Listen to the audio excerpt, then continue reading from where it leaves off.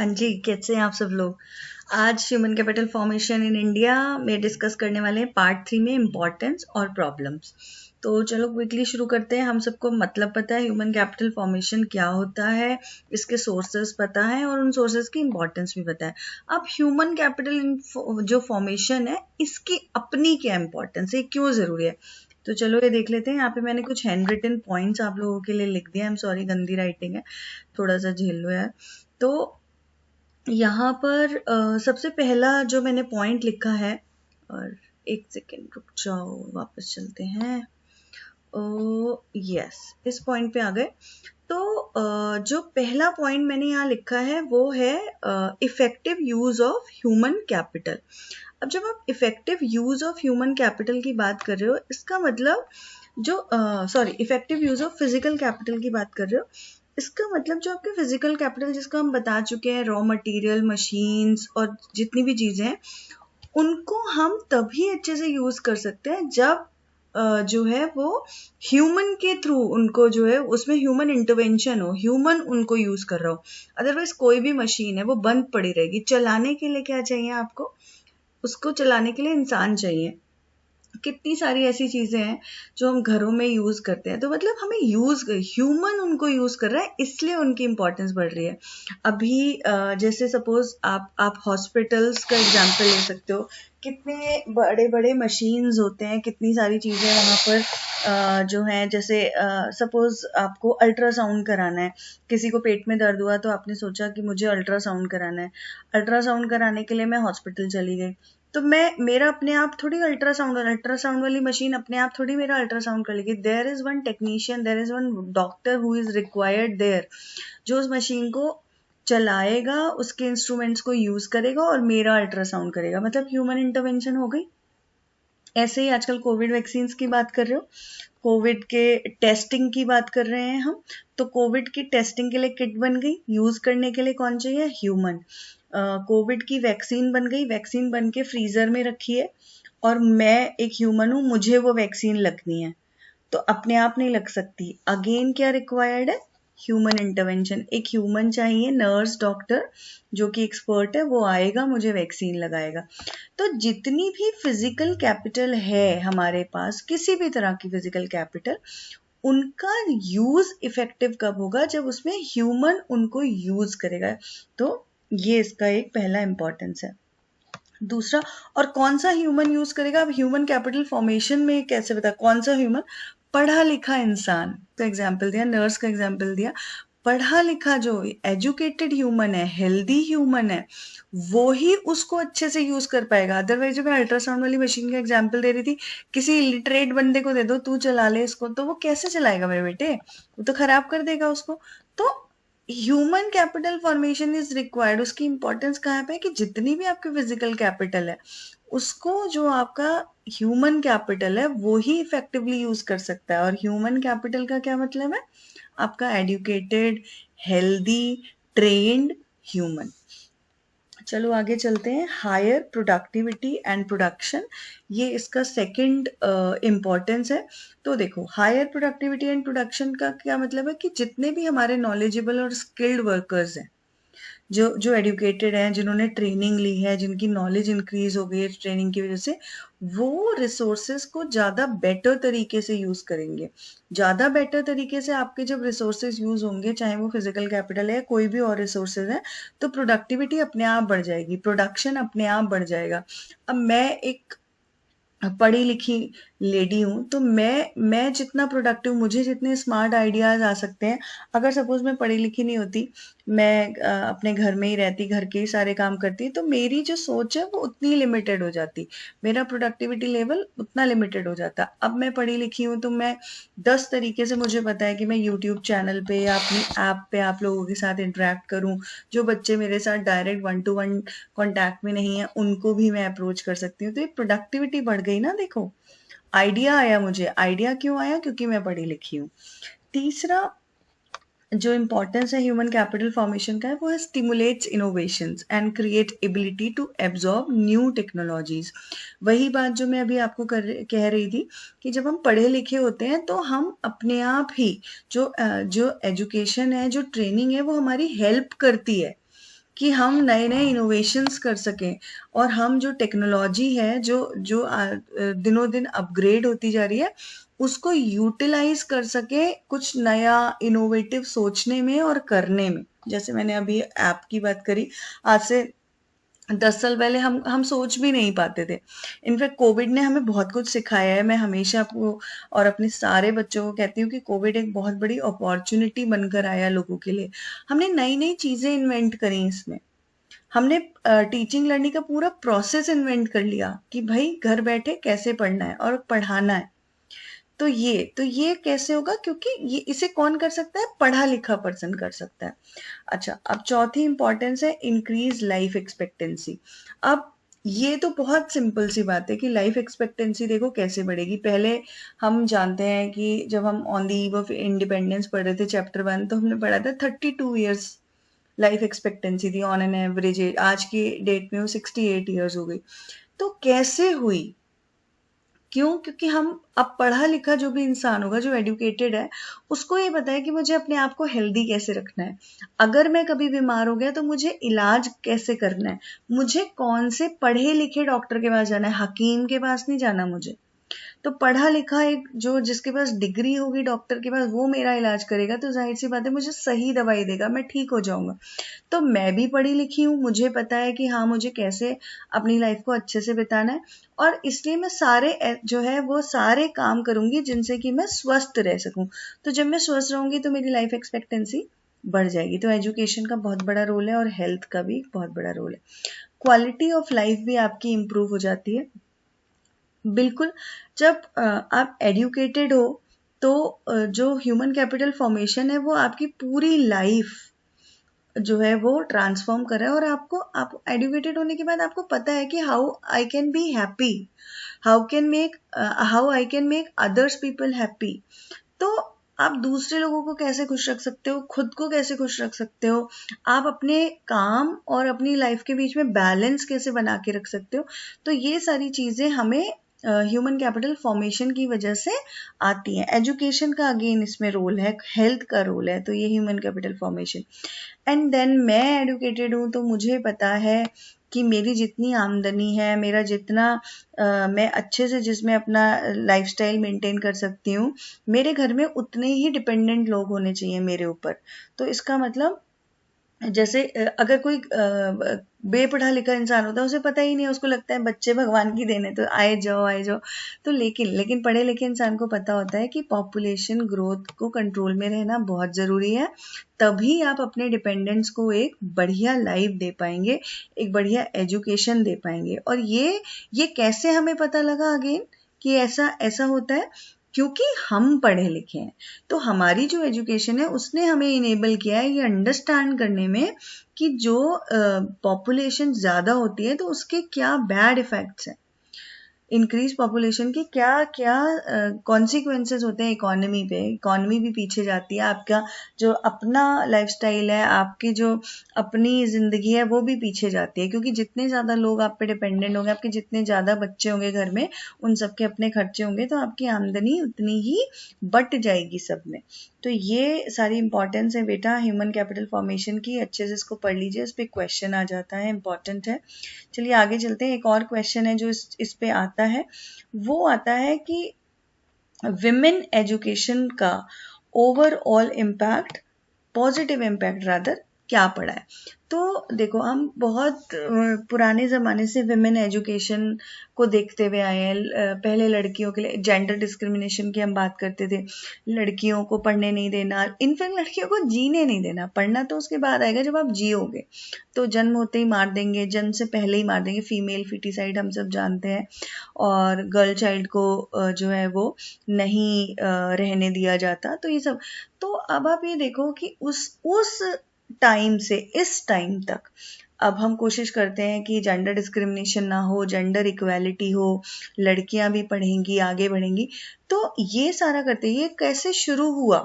जब लोग अनपढ़ थे तो उनके सोच का दायरा सीमित था, तो उनको ये लगता था भाई लेडीज को पढ़ के क्या करना है, ये तो घर में ही रहें, और इनको रहना ही क्यों है, इनको हम मार दो। ठीक है। लेकिन धीरे धीरे जब ये सोच बदली, जब लोग पढ़े लिखे होने लगे, तो उनको पता लग गया कि ये गलत तरीका है सोचने का। तो उसके बाद जब विमेन्स एजुकेशन की बात होने लगी, लड़कियों को भी पढ़ाया जाने लगा, तो इससे देखो दो बहुत इंपॉर्टेंट चीज हुई। पहली चीज कि लेडीज का, विमेन का जो इकोनॉमिक इंडिपेंडेंस है वो बहुत इम्प्रूव हुआ। मतलब अब वो खुद पैसा कमाती है, किसी पे डिपेंडेंट नहीं है। अब जब वो किसी पे डिपेंडेंट नहीं, पहले क्या होता था, घर अपने हस्बैंड पे डिपेंडेंट होती थी, भाई पे, फादर पे होती थी। अब वो अपने आप सारा काम करती है, इकोनॉमिक इंडिपेंडेंट है, उसकी अपनी आमदनी है, अपनी इनकम है, और इसकी वजह से उसका जो सोशल स्टेटस है विमेन का, वो भी सोसाइटी में बहुत इम्प्रूव हुआ है। लोग रिकॉग्नाइज करने लगे कि हाँ, लेडीज बहुत स्मार्ट वर्क करती हैं, बहुत स्मार्ट होती हैं पढ़ने लिखने के बाद, उनकी डिसीजन मेकिंग पावर, और कहीं से भी वो जो है वो मेल से पीछे नहीं है। देन दूसरा जो बहुत पॉजिटिव इम्पैक्ट आया है इकोनॉमी में विमेन एजुकेशन का, वो आया है फर्टिलिटी रेट पे। मतलब जैसे पहले आपने और health care of women and children दोनों पे, पहले जब लेडीज पढ़ी लिखी नहीं होती थी तो मैटरनिटी के टाइम पे, उनकी डिलीवरी के टाइम पे बहुत सारी लेडीज की डेथ हो जाती थी, और क्योंकि इलाज नहीं मिल पाता था, हॉस्पिटल्स नहीं लेके जाना, घर में ही डिलीवरी हो रही है, दाइयाँ आ रही हैं जिनको खुद को नॉलेज नहीं है, तो वो कुछ भी गलत सलत इलाज कर रही हैं। तो बेटा क्या होता था उस टाइम पे कि जो इन्फेंट मोर्टेलिटी रेट तो था ही था बहुत ज़्यादा, और हमारा जो लेडीज़ का फर्टिलिटी रेट है वो भी बहुत पुअर था। तो ये जब लेडीज ने पढ़ना लिखना शुरू कर दिया, वो हर फील्ड में आगे आने लगी, तो इस पे भी उनको समझ आ गया कि हमारे लिए क्या बुरा है, क्या ठीक है। तो फर्टिलिटी रेट बहुत इम्प्रूव हुआ है एजुकेशन से, और अच्छी हेल्थ से उनको प्रॉपर फूड मिलता है। पहले खाना ही नहीं अच्छा मिलता था, न्यूट्रिशियस फूड ही नहीं देना, तो जो बच गया वो लेट, तो अब न्यूट्रिशियस फूड मिलता है, तो जाहिर सी बात है कि आपकी फिजिकल एबिलिटी बढ़ रही है, तो फर्टिलिटी रेट भी बढ़ जाएगा। Plus health care of women and children, ये भी दोनों बढ़ रहे हैं, ये भी अवेयरनेस जनरेट हो गई कि हमें पढ़ने लिखने के बाद इस चीज को, विमेन की भी हेल्थ का और बच्चों की हेल्थ का ध्यान रखना है। ठीक है, तो अब इसी में नेक्स्ट हम डिस्कस करेंगे problems of human capital formation. अब हमने यहाँ पे डिस्कस किया कि इम्पोर्टेंस क्या है, और अब यहाँ पर हम साथ में ही डिस्कस कर लेते हैं कि क्या क्या दिक्कतें हैं ह्यूमन कैपिटल फॉर्मेशन। हमने बात करी education, health, training, on the job training की, जिसमें हम बात कर रहे थे माइग्रेशन या हमने हमारा एक्सपेंडिचर इन्फॉर्मेशन पे। तो देखो, सबसे पहली जो प्रॉब्लम आ जाती है ह्यूमन कैपिटल फॉर्मेशन में, वो है इनसफिशिएंट रिसोर्सेज। मतलब हमारा अब जैसे एजुकेशन का जो बजट है वो जितना होना चाहिए वो है ही नहीं। तो यहाँ पर जब बजट नहीं है, जाहिर सी बात है, तो आपको कितनी, मतलब आप कैसे लोगों को इंश्योर करोगे कि इकोनॉमी में लोग पढ़ें, आगे बढ़ें। सरकार का जितना बजट उनको सैंक्शन करना चाहिए हर साल, वो नहीं करते, तो लोग पढ़ लिख नहीं पाते, उतनी सुविधाएं नहीं मिल पाती, और जो बजट है वो पूरा नहीं पड़ पाता आपकी पॉपुलेशन साइज को देखते हुए। दूसरी प्रॉब्लम है brain drain, which is causing loss of quality people. अब जब हम सुविधाएं नहीं दे पाएंगे लोगों को, एक बंदा है, सोचो उसने बहुत पढ़ाई लिखाई करी, वो डॉक्टर बन गया या वो साइंटिस्ट बन गया, अब वो यहाँ पर सरकार से कहता है कि आप मुझे हेल्प करो एक पूरी रिसर्च लैब लगाने में, जिसमें कि मैं बहुत सारे इन्वेंशन इनोवेशंस करना चाहता हूँ, जिसकी वजह से इकोनॉमी को आगे बहुत मदद मिलेगी। लेकिन सरकार उसको कहती है कि नहीं, हम पे तो इतना पैसा नहीं है, या हम तो नहीं लगा पाएंगे आपके लिए लैब, या जितना वो बंदा केपेबल है उसको उस कैपेबिलिटी के हिसाब से कहीं पे भी नौकरी नहीं मिल रही है। तो ऐसे में क्या होगा, वो पर्सन, उसको तभी पता लगता है कि यूएसए में अगर मैं चला जाऊं या यूके में मैं चला जाऊं तो मुझे ज़्यादा अच्छी अपॉर्चुनिटीज़ मिलेंगी, मुझे ज़्यादा अच्छी जॉब मिल जाएगी। तो वो क्या करेगा, वो इंडिया से यूएसए चला जाएगा, यूके चला जाएगा, कनाडा चला जाएगा, कहीं भी चला जाएगा जहाँ पे उसको better lifestyle, better opportunities, better salary, सब कुछ मिल रहा है। तो ये ब्रेन ड्रेन कहलाता है। इसकी वजह से आपकी कंट्री का क्या नुकसान हुआ कि जो आपके यहाँ बढ़िया लोग थे, क्वालिटी पीपल थे, वो कहाँ चले गए, दूसरे कंट्री में, और आपको क्या हो गया, उनका लॉस। ठीक है, अब तीसरी प्रॉब्लम है इम्बैलेंस इन रिसोर्स यूटिलाइजेशन। अब इम्बैलेंस इन रिसोर्स, आप पढ़ाई लिखाई करना चाहते हो, आप उस पे हेल्थ पे पैसे खर्च करवाना चाहते हो इकॉनमी में, लेकिन आपका रेवेन्यू जनरेशन तो एक ही सोर्स से हो रहा है, आप टैक्स ले रहे हो लोगों से, वहां से रेवेन्यू आ रहा है। अब सरकार क्या करती है कि सरकार को मेन हमने बताया कि ह्यूमन कैपिटल फॉर्मेशन के 2 सोर्सेज हैं, एक तो है एजुकेशन, दूसरा सोर्स है हेल्थ, अच्छी हेल्थ। अब इन दोनों सोर्सेज पे आप ये एक्सपेक्ट करते हो, एक नॉर्मल पर्सन एक्सपेक्ट करता है कि सरकार इन दोनों सोर्सेज पे सबसे ज़्यादा पैसे खर्च करे, जो भी हमारा रिसोर्स है, कैपिटल जो भी है, उसका अच्छे से यूटिलाइजेशन इन दोनों सोर्सेज के लिए ज़्यादा हो, ताकि लोग जब एजुकेटेड होंगे, लोग जब हेल्दी होंगे, तो ऑटोमेटिकली बहुत सारी चीज़ें अपने आप ठीक हो जाएंगी। लेकिन सरकार के अपने इतने एजेंडा होते हैं कि आपके जो एजुकेशन बजट है वो 4-5% मिल पाता है पूरे बजट का, बल्कि उससे भी कम। और ऐसे ही हेल्थ पे भी ज़्यादा बजट सरकार नहीं, अभी कोविड के टाइम पे तो देखो हेल्थ इंफ्रास्ट्रक्चर पे काफ़ी एक्सपेंडिचर करना पड़ा सरकार को, कि वैक्सीन के लिए हम बात कर रहे हैं, मास्क, सैनिटाइज़र, इन सारी चीज़ों में खर्चे हुए, पर्सनल हाइजीन पे लेके बहुत अवेयरनेस। लेकिन अदरवाइज जो रिसोर्स यूटिलाइजेशन है उसको जिस तरीके से यूटिलाइज होना चाहिए वो इम्बैलेंस रहता है, उसमें नहीं होता।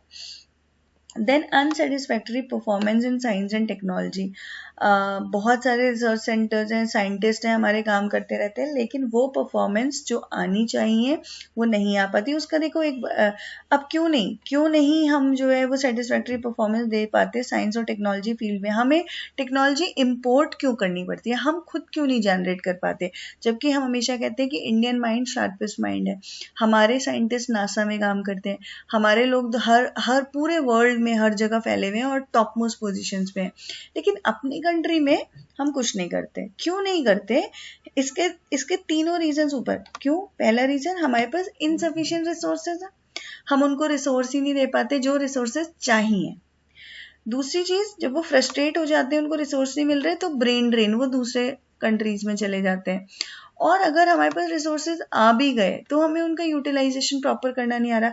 तो इसकी वजह से जो साइंस और टेक्नोलॉजी हमारा जो फील्ड है, पूरी एक डेडिकेटेड मिनिस्ट्री है, सब कुछ है, लेकिन हमारी परफॉर्मेंस वहाँ पे सेटिस्फैक्ट्री नहीं है।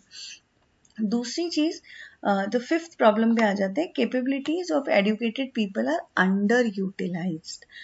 बहुत ज़्यादा कैपेबल हैं एजुकेटेड लोग, लेकिन उनकी कैपेबिलिटीज़ को पूरी तरह से एक्सप्लॉइट नहीं किया जाता, वो अंडर यूटिलाइज रह जाती हैं। रीज़न, रिसोर्सेज ही नहीं है कि आप उनको इफेक्टिवली यूज़ करो, एफिशिएंटली यूज़ करो। आपको जो यूज़ कराने वाले जो सरकार में लोग हैं वो देख ही नहीं पाते कि अंडर यूटिलाइज्ड ह्यूमन कैपिटल को या उसकी कैपेबिलिटीज़ को हम किस तरीके से आगे ले जा सकते हैं, तो ये दब जाता है। देन बहुत बड़ा कारण, बहुत बड़ी प्रॉब्लम ह्यूमन कैपिटल फॉर्मेशन की है, लगातार बढ़ती हुई पॉपुलेशन। ये बढ़ती जा रही है, 2030 तक चाइना भी क्रॉस कर जाएंगे हम लोग। और फिर क्या होगा, जितनी ज़्यादा पॉपुलेशन होगी उतना ज़्यादा रिसोर्सेज की रिक्वायरमेंट होगी, रिसोर्सेज है नहीं, ठीक है। तो अल्टीमेटली क्या होगा कि ह्यूमन कैपिटल में जितना एजुकेशन पे खर्चा होना चाहिए, जितना हेल्थ पे होना चाहिए, वो नहीं हो पाएगा। क्यों? क्योंकि आपकी पॉपुलेशन लगातार बढ़ रही है, लोग जितने ज़्यादा होंगे अमाउंट उतना सबके बीच में अगर बटेगा, जो हमारा एक बजट अप्रूव हो रहा है, तो उतना कम आएगा सबके हिस्से में। देन जो प्लानिंग है हमारी, मैन पावर प्लानिंग, उसमें भी बड़े लूप होल्स हैं। आप प्रॉपरली जो है वो कहाँ पर कितने ह्यूमन रिसोर्सेज को यूटिलाइज करना है, कहाँ पर अंडर यूटिलाइज्ड हैं लोग, उनको अच्छे से एफिशिएंटली यूटिलाइज करना है, कहाँ पर कितने लोग ज़्यादा हैं, इनको यहाँ से डाउनसाइज करके, यहाँ से हटा के, इनके रोल को डाइवर्सिफाई करके कहीं और लेकर जाना है। इन सब चीज़ों में जो प्रॉपर प्लानिंग की हमें ज़रूरत होती है, वो सरकार के पास अभी सिस्टम कहीं कहीं पे लैकिंग है, हम नहीं कर पाते हैं। तो ये बच्चा पार्टी, ये जो मैंने आपको 7 प्रॉब्लम्स बताई हैं, ये ह्यूमन कैपिटल फॉर्मेशन की प्रॉब्लम है, इम्पॉर्टेंट है, क्वेश्चन आ जाएगा, 5 नंबर का क्वेश्चन आपको मिल सकता है, या किसी भी एक प्रॉब्लम पे छोटा क्वेश्चन भी आ सकता है, तो ध्यान से पढ़ के जाइएगा। आज के पार्ट 3 में यहीं पे इसको ख़त्म कर रहे हैं। पार्ट 4 में थोड़ा और फैक्ट्स के ऊपर बात करेंगे ह्यूमन कैपिटल फॉर्मेशन की। तब तक के लिए